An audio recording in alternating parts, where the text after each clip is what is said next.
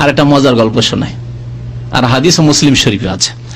আনাস রাদিয়াল্লাহু তাআলা আনহু বর্ণনা করেছেন, আন্না রাজুলান কানা ইউত্তাহাম বে উম্মে ওয়ালাদে রাসূলুল্লাহ সাল্লাল্লাহু আলাইহি ওয়াসাল্লাম, নবী সাল্লাল্লাহু আলাইহি ওয়াসাল্লামের উম্মে ওয়ালাদ মানে ইব্রাহিমের মা। কে ইব্রাহিমকে চেনেন? কোন ইব্রাহিম? নবী সাল্লাল্লাহু আলাইহি ওয়াসাল্লামের এক ছেলের নাম ছিল ইব্রাহিম, ওর মার নাম কি ছিল? মারিয়া কিবতিয়া। এই মারিয়া রাদিয়াল্লাহু তাআলা আনহাকে উপহার স্বরূপ মিশর থেকে যখন চিঠি লিখেছিলেন, মিশরের রাজা পাঠিয়েছিলেন। এই মারিয়াকে নবী সাল্লাল্লাহু আলাইহি সাল্লাম দাসী হিসেবে গ্রহণ করেছিলেন, বাঁধি হিসেবে গ্রহণ করেছিলেন। মারিয়ার পেট থেকে ইব্রাহিম রাদিয়াল্লাহু তাআলা আনহুর জন্ম হয়। মারিয়ার সাথে আর একজন হিজড়া যাদের পুরুষত্ব থাকে না, বুঝেন তো হিজড়া না, ওকেও পাঠানো হয়েছিল ওই মিশর থেকে, যে দলটি এসেছিল ওখান থেকে, আর তাদের দেশ থেকে আত্মীয়তা ছিল, একই গ্রামের একই মহল্লার বা একই বংশের লোক ছিল। এই হিজড়াও এসেছিল সেখান থেকে, ওই দেশ থেকে যে মিশর থেকে পরিচয়, এই পরিচয়ের ভিত্তিতে মারিয়া রাদিয়াল্লাহু তাআলা আনহার কাছে যাতায়াত করতো এই হিজড়া। মাঝে মাঝে আসতো, কথাবার্তা বলতো, আগের চেনার পরিচয়, মিশর থেকে পরিচয়। তখন মুনাফিকরা এই সম্পর্কে সমালোচনা শুরু করে যে না, ব্যাপার স্যাপার খারাপ আছে, ব্যাপার স্যাপার খারাপ আছে, মনে হয় এর সাথে কোনো খারাপ অবৈধ সম্পর্ক আছে, মারিয়ার সাথে এই লোকের, এই যুবকের কোনো খারাপ সম্পর্ক আছে। নবী সাল্লাল্লাহু আলাইহি সাল্লামের অনেকটাই এরকম বিশ্বাস হয়ে যায়, জি আসে কেন এখানে, কিছু হতে পারে ব্যাপার স্যাপার। কি করলেন রাসূলুল্লাহ সাল্লাল্লাহু আলাইহি ওয়াসাল্লাম? এই যে অভিযোগ ছিল, ফাকাল রাসূলুল্লাহ সাল্লাল্লাহু আলাইহি ওয়াসাল্লাম, একদিন আলী রাদিয়াল্লাহু তাআলা আনহুকে নবী সাল্লাল্লাহু আলাইহি ওয়াসাল্লাম উত্তেজিত হয়ে, এবং নবী সাল্লাল্লাহু আলাইহি ওয়াসাল্লামের অনেকটা বিশ্বাস হয়ে গেল যে খারাপ চরিত্রের লোক হতে পারে, বল ইযহাব ফাজরিব উনকাহু, যাও গিয়ে ওই লোকটিকে ধরে, ওই লোকটির নাম ছিল মাবুর, ওর নাম ছিল, মুসলিম শরীফের নাম আসেনি, তবে অন্যান্য হাদিসে ওই ব্যক্তির নাম উল্লেখ করা হয়েছে। যাও এবং ফাজরিব উনকাহু, তার গর্দন উড়িয়ে। সেই ব্যক্তি ইব্রাহিমের মায়ের কাছে আসে, আমার বান্দির কাছে আসে, আর এরকম যদি অবৈধ সম্পর্ক থাকে, তার রক্ত হালা, যাও ওর গর্দন উড়িয়ে দাও। ফাতাহু আলীউন, আলী রাদিয়াল্লাহু তাআলা তলাশ করতে করতে এসে পৌঁছে গেছে ওর কাছে। ফাইজা হুয়া ফি রাকিইন ইয়াতাবাররাদু ফিহা, শুনতে পেয়েছে যে আলী আমাকে খুঁজছে মারার জন্য। ভয়ে একটা কুয়া ছিল, কুয়াতে নেমে গেছে।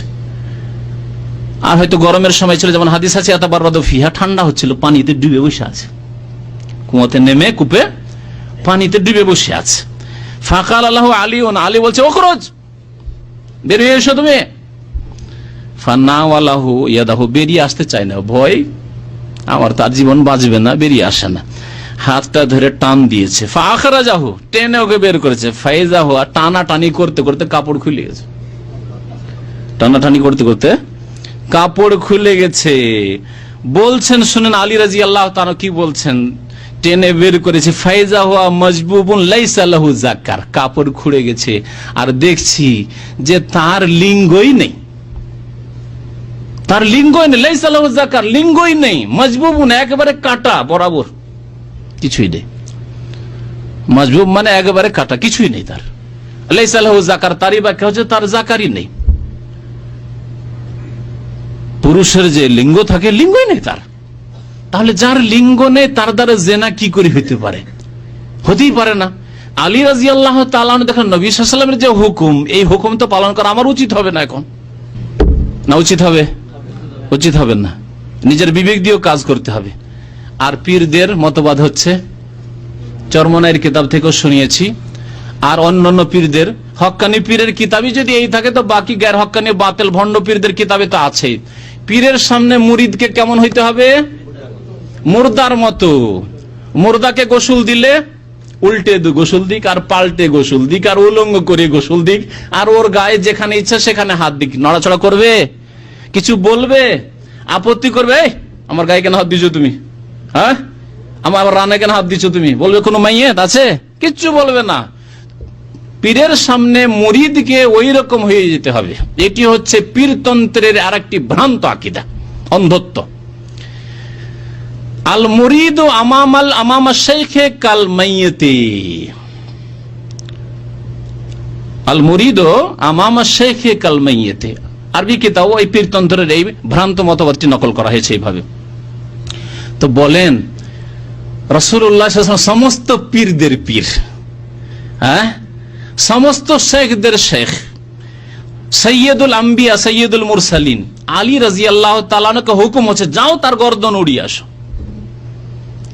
যদি এটি ইসলামী মতবাদ থাকতো যে পীরের সামনে মুরিদকে কার মতো হইতে হবে, মুর্দা লাশের মতো হইতে হবে, তাহলে গর্দন উড়িয়ে দিয়ে চলে আসতেন। আরে থাক আর না থাক, লজ্জা স্থান থাক আর না থাক, লিঙ্গ থাক আর না থাক, নবী বলেছেন গর্দন উড়িয়ে দাও, উড়িয়ে দাও, ঠিক না? হুকুম পালন করা আমার কাজ, তা তো করলেন না, নিজের বিবেক দিয়ে কাজ করলেন না। কেমন কথা, এর গর্দন কি করে উড়াবো? যেই জন্য গর্দন উড়িতে বলা হচ্ছে সেটাই নেই আসলে। ফাকাফা আলী ওনানহু, আলী রাদিয়াল্লাহু তাআলা লোকটাকে ছেড়ে দিয়ে চলে আসলো, টানা হাঁচড়া করে উঠানো হইলো, আর উঠার পরে ছেড়ে দিয়ে চলে আসলেন। সুম্মা আতান নবী সাল্লাল্লাহু আলাইহি ওয়াসাল্লাম, তারপরে নবী সাল্লাল্লাহু আলাইহি ওয়াসাল্লামের কাছে আসলেন। ফাকালা ইয়া রাসূলুল্লাহ, আল্লাহ রাসূল, ইন্নাহু মাজবুবুন, তার কিছুই নেই, তার মা লাহু যাকার, শ্বশুর সাহেবকে বলতে হচ্ছে, জি শরীয়ত বলতে হবে, উপায় নেই, মা লাহু যাকার, তার লিঙ্গই নেই। রাওয়াহু মুসলিম, মুসলিম শরীফ হাদিস। লিঙ্গই নেই, সেই জন্য হত্যা করলাম না, চলে এলাম। নবী করিম সাল্লাল্লাহু আলাইহি ওয়াসাল্লাম বললেন যে ভালো করেছো তুমি। কি বোঝা গেল ইলমে গায়বের বিষয়ে এই হাদিস দ্বারা? কি বোঝা গেল? নবী করিম সাল্লাল্লাহু আলাইহি ওয়াসাল্লামের সামনে কতবার মাবুর আসছে, মাবুরকে দেখছে, কিন্তু মাবুরের কাপড় শুধু একটা পাতলা কাপড়ের পর্দা আছে, তার নিচেরই খবর নেই। আর আলেমুল গায়ব সারা বিশ্বের খবর রাখেন, হে বেরেলবিরা, হ্যাঁ।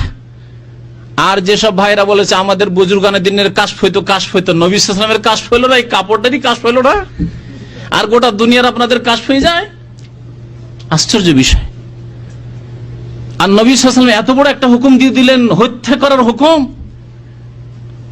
যদি কাপড় না খুলতো, ওখানে আল্লাহ হায়াতে রেখেছে, যদি কাপড় না খুলতো তাহলে কি অবস্থাটা হইতো, কত বড় একটা অন্যায় কাজ হয়ে যেত। চিন্তা করেছেন আপনি?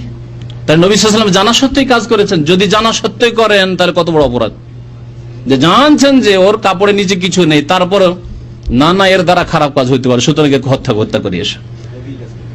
আর তারপর অন্য কোনো কারণে যদি হত্যার বিষয় হতো তাহলে আলী রাদিয়াল্লাহু তাআলা আনহুকে আবার পাঠাইতেন, আর তোমাকে হত্যা করতে বললাম, তুমি হত্যা করে এসো, ওর জাকার নাই কি নাই ওসব কি নিয়ে আসলে, তুমি যাও হত্যা করে এসো। বললেন কি? বলছেন না তুমি ঠিক করেছো। বরং আরেকটি হাদিসের টুকরো আমার মনে পড়ে গেল, দীর্ঘদিন আগে এই অংশটুকু পড়েছিলাম, তাতে আছে, মুসলিম শরীফে এই অংশটুকু নেই, অন্য হাদিসের কিতাবে আছে, আশ-শাহিদু ইয়ারা মা লা ইয়ারাল গায়ব। রাসূলুল্লাহ সাল্লাল্লাহু আলাইহি ওয়াসাল্লাম আলীকে বললেন, আশ-শাহিদু ইয়ারা মা লা ইয়ারাল গায়ব, হাজির ব্যক্তি তা দেখেছে যা গায়েব দেখেনি। হাজির কে এখানে? হ্যাঁ, আপনার মনোযোগ দিয়ে শুনছেন না মনে হয়। হাজির কে আর গায়েব কে এখানে? নবী সাল্লাল্লাহু আলাইহি ওয়াসাল্লাম বললেন কে? আলী রাদিয়াল্লাহু তাআলা হাজির। কোথায় হাজির? ওই যে কাপড় খোলার সময় হাজির, কাপড় খুলে পড়ে গেছে তখন কে হাজির? আলী হাজির। আর নবী সাল্লাল্লাহু আলাইহি ওয়াসাল্লাম তখন গায়েব। বলছেন রাসূলুল্লাহ, আশ-শাহিদু ইয়ারা মা লা ইয়ারাল গায়েব, আমি গায়েব ছিলাম, আমি দেখিনি কাপড়ের তলায় কি আছে না আছে, আর তুমি দেখেছো, সুতরাং তুমি দলিল ঠিক আছে, তুমি ঠিক করেছো। আশ-শাহিদু ইয়ারা মা লা ইয়ারাল গায়েব। এছাড়াও বহু হাদিস আছে, সময় আজকে শেষ, এই জন্য এখানে ছেড়ে দিচ্ছি। বাকি অংশটুকু ইনশাআল্লাহ তাআলা আগামী সপ্তাহে পুরো করা হবে।